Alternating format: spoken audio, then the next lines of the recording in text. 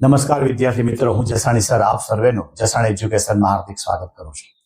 આજે આપણે standard 12 science subject physics chapter બીજું વિદ્યુત સ્થિતિમાન અને કેપેસિટન્સ, જેમાં લગભગ અત્યાર સુધીમાં આપણે 2.1, 2.2 થી લઈ અને 2.5 સુધીના દરેક ટોપિક સારી રીતે તેની થિયરી, એના એક્ઝામ્પલ, એના સ્વાધ્યાયના એક્ઝામ્પલ, એને લગતા એમસીક્યુ, આ તમામના વિડીયો આપણી યુટ્યુબ ચેનલ પર ઉપલબ્ધ છે. આજે આપણે ટોપિક જોવાનો છે 2.6 કે વિદ્યુત ક્ષેત્ર અને વિદ્યુત સ્થિતિમાન વચ્ચેનો સંબંધ.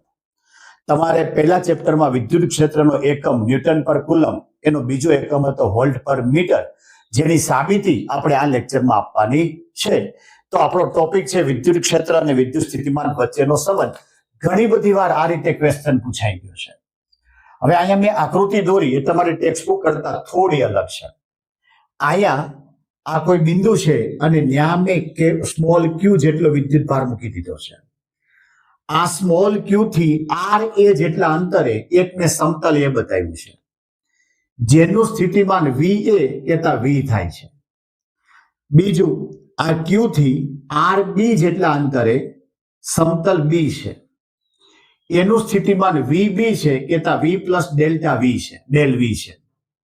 કેતા બે સમતલ વચ્ચેનું જે અંતર છે ક્યુ થી એ અલગ અલગ છે. તો એ સમસ્થિતિમાન પૃષ્ઠ છે અને બી સમસ્થિતિમાન પૃષ્ઠ છે.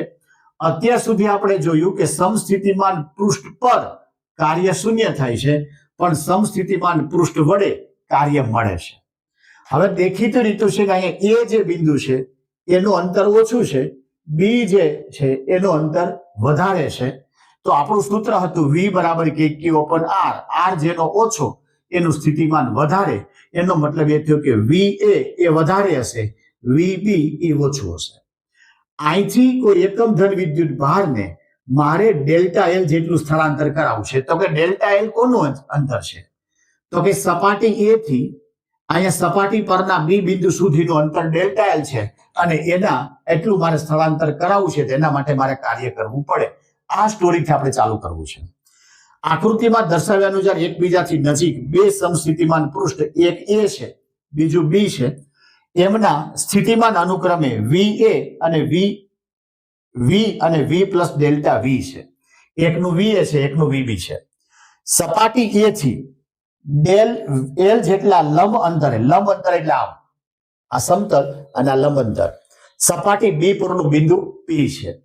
તો એકમ ધન વિદ્યુત ભારને સપાટી બી થી એ સુધી વિદ્યુત ક્ષેત્રની વિરુદ્ધ, બી થી એ સુધી વિદ્યુત ક્ષેત્રની વિરુદ્ધ, વિદ્યુત ક્ષેત્રની વિરુદ્ધ એટલે આ ધન વિદ્યુત ભાર છે એટલે માટે ક્ષેત્ર એ થી બી તરફ હશે. મારે આને લઈ આવો છે બી થી એ તરફ એટલે ક્ષેત્રની વિરુદ્ધ ડેલ એલ અંતર કાપવા કરવું પડતું કાર્ય, ડેલ એલ અંતર કાપવા કરવું પડતું કાર્ય. તો W બરાબર F ડેલ એલ. F એટલે શું કરું? વિદ્યુત ક્ષેત્ર હોય તો QE ડેલ એલ.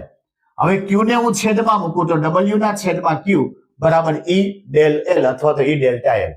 માટે W ના છેદમાં Q એને V પણ કહેવાય અને ડેલ્ટા V પણ કહેવાય. હવે અહીંયા જે ડેલ્ટા V છે એની કિંમત મૂકી મેં VA માઇનસ VB. શું કામ VB માઇનસ VA નહીં? તો કે જેનું અંતર ઓછું એનું મૂલ્ય વધારે, એનું સ્થિતિમાન વધારે. તો Q થી A સુધીનું અંતર ઓછું છે માટે એનું સ્થિતિમાન વધારે, તો વધારેમાંથી ઓછું બાદ કરાય માટે E ડેલ એલ.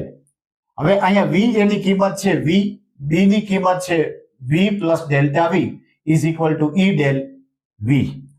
અહીંયા આ માઇનસ અંદર જાય એટલે એક તો V હતો, બીજો minus V, minus del V એટલે આ બે ઉડી છે.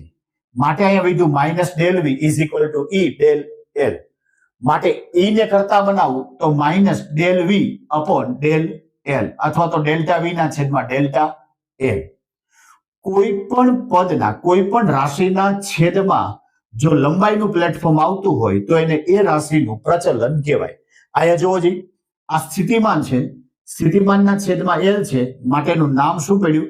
વિદ્યુત સ્થિતિમાન પ્રચલન. શું નામ પડ્યું? વિદ્યુત સ્થિતિમાન પ્રચલન. આ જે વિદ્યુત સ્થિતિમાન પ્રચલનનું ઋણ મૂલ્ય છે એ કોના જેટલું છે? તો કે વિદ્યુત ક્ષેત્રના મૂલ્ય જેટલું હશે.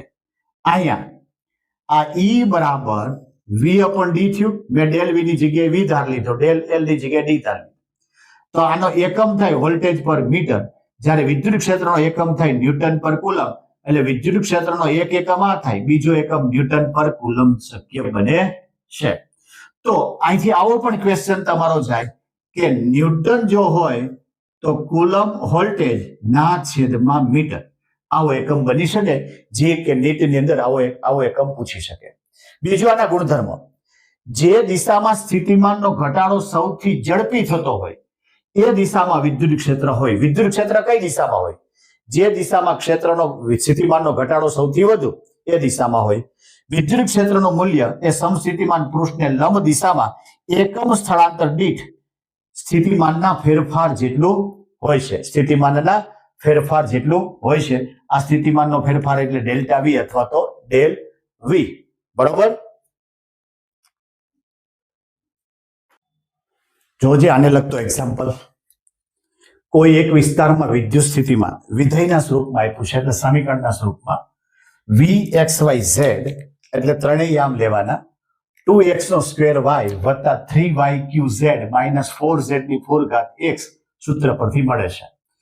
તેમના બિંદુઓ 1 1 1 એટલે કે x ની 1 y ની 1 અને z ની 1 મૂલ્ય પાસે વિદ્યુત ક્ષેત્રના ઘટકો અને ક્ષેત્રનો સદિશ મેળવો. xyz એટલે 1 1 1. હવે પેલા x ઘટકો માટે તો કે આપણી પાસે મૂળ સૂત્ર આ હતું કે E બરાબર માઇનસ dv upon dl અથવા તો del v upon del l. હવે મેં x તરફ લીધો એટલે છેદમાં x ઘટક આવે, માઇનસ dv ના છેદમાં dx માટે બરાબર minus d upon dx બ્રેકેટમાં v ની કિંમત શું લો 2x ની 2 ઘાત y વત્તા 3y ની 3 ઘાત z માઇનસ 4z ની 4 ઘાત x. કોની સાપેક્ષ મારે વિકલન કરવાનું? તો કે x ની સાપેક્ષ. એમાં જોવો જે આ પદ નીકળી જશે કારણ કે આમાં x નથી. અહીંયા x ની ઉપર 2 ઘાત છે, ઘાત ક્યાં આવે આગળ? ઘાતમાં થાય ઘટાડો, એટલે આ 2 ને 2 4 xy. અહીંયા આ x પોતે નીકળી જશે, બીજું પદ એમ નંબરી 4z 4 ઘાત. બધાની એક એક કિંમત મૂકું એટલે x ની એક કિંમત, y ની એક કિંમત, z ની કિંમત, એટલે અહીંયા પણ 4 અહીંયા પણ 4. માટે આન્સર તમારો થઈ ગયો x બાજુનો 0. એવી જ રીતે y માટે એવી જ રીતે આવશે y ઘટકો માટે ey બરાબર માઇનસ dv ના છેદમાં dy સૂત્ર મૂક્યું. બરાબર? આમાં y ને સાપેક્ષ વિકલન થાય તો y ન હોય એવું પદ એટલે આ નીકળી જશે છેલ્લું પદ, એનું વિકલન ન થાય, 0 થઈ જાય. અહીંયા y છે તો y પોતે નીકળી જાય, બાકીનું બધું એમને રહ્યું. અહીંયા y ની 3 ઘાત છે, 3 આગળ આવે એટલે 3 તેરી 9 ઘાતમાં થયો ઘટાડો એટલે y ની 2 ઘાત z બધાની કિંમત મૂકી એટલે પહેલી કિંમત મળી -2, બીજી કિંમત મળી -9 માટે -11. ત્રીજું છે z માટે -dv upon dz. અહીંયા મેં કિંમત મૂકી, z સિવાયનું પદ એટલે પહેલું પદ નીકળી જાય. અહીંયા જોવો જી આ z પોતે નીકળી જાય એટલે 3y ની 3 ઘાત માઇનસ આ 4 આગળ આવે એટલે 4 ને 4 16 ઘાતમાં ઘટાડો એટલે z ની 3 ઘાત x. આ બધાની કિંમત મૂકી એટલે -3 વત્તા 16 માટે 13 મળ્યું. બધાનું એક સાથે લખવું હોય તો exyz e111 પેલો x તરફનો 0, y તરફનો 11 j કેરેટ અને z તરફનો 13 k કેરેટ. જોજી આ લેક્ચરમાં આપણે વિદ્યુત ક્ષેત્ર અને વિદ્યુત સ્થિતિમાનનો સંબંધ આપણે મેળવવા માટેનો પ્રયત્ન કર્યો છે. એકદમ થિયરી ઈઝી છે અને આપણે સરળ ભાષાની અંદર સમજાવવાનો પ્રયત્ન કર્યો છે. થિયરીના મુદ્દા ક્યાંક આવા ક્યાંક હોય છે કે બે તમારે સમસ્થિતિમાન પૃષ્ઠ લેવાના, જે તે બિંદુથી પૃષ્ઠ સુધીના અંતર અલગ અલગ હોવા જોઈએ. જેનું અંતર ઓછું એનું સ્થિતિમાન વધારે, જેનું અંતર વધારે એનું સ્થિતિમાન ઓછું. માટે વધારેથી ઓછું અથવા તો ઓછાથી વધારે તરફ તમારે કોઈ વિદ્યુત ભારને કાર્ય કરાવવું છે અને એ કાર્ય માટેનો સૂત્ર મેળવવાનું, એના પરથી આપણે વિદ્યુત ક્ષેત્ર અને વિદ્યુત સ્થિતિમાનનો સંબંધ મેળવો, જે હતો E બરાબર -del v upon del l. બરોબર? અને એના પરથી એક આ એક્ઝામ્પલ પણ મોટે ભાગે વિકલનના સ્વરૂપમાં આ પૂછતા હોય છે. આના પછીનો જે કઈ લેક્ચર છે એ આપણો લેક્ચર એમ કહેવાય કે સ્થિતિ ઉર્જા માટેનો હશે અને એમાં સ્થિતિ ઉર્જાનો જે કઈ થિયરી છે તે એને લગતા એક્ઝામ્પલ, પછી ઉદાહરણ કે સ્વાધ્યાય બેયના હોય એને લગતા MCQ આપણે સારી રીતે સમજાવવાના છે. તો આ જે વિડીયો છે એ દરેક વિદ્યાર્થીને ફાયદાકારક થાય તે માટે અમારી જે ચેનલ છે જસાણી એજ્યુકેશન ચેનલને લાઈક, શેર અને સબસ્ક્રાઇબ કરવાનું ભૂલતા નહીં.